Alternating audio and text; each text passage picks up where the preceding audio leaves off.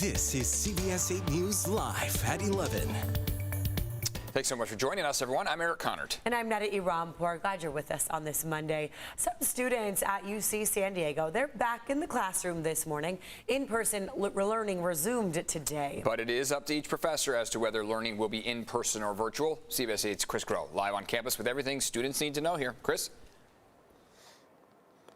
And it really is up to the professor whether or not it will remain virtual or go to in-person. Remember, this is the timeline UCSD has been on right now. It started off with the winter quarter going to only be 2 weeks of online learning. But then, even though that was done as a result of the surge in cases, they continued that up until today, up until January 31st, because those cases continued to rise, and they wanted to make sure that it was at least leveled off, or they had seen where the peak was in the case numbers before returning to in-person learning. Now, you might think, okay, well, now the winter quarter's all in person, but no, the professors and instructors will be getting the discretion.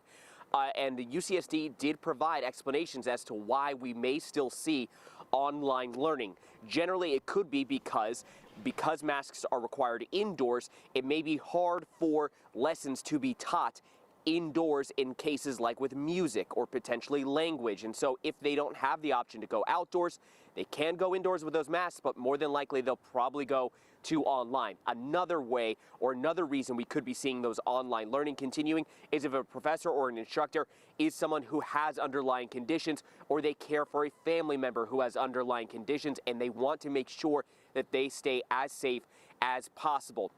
Now, of course, we have heard from some parents and even some students who have expressed a little bit of disappointment in this because of the fact that they may not be from San Diego. They are out of town, they're here on campus, and they expected to have an in-person learning experience, and they're not getting that. But to read everything that UCSD had to say about this sort of optional in-person learning return today, you can go to our website, cbs8.com, and click on that story link.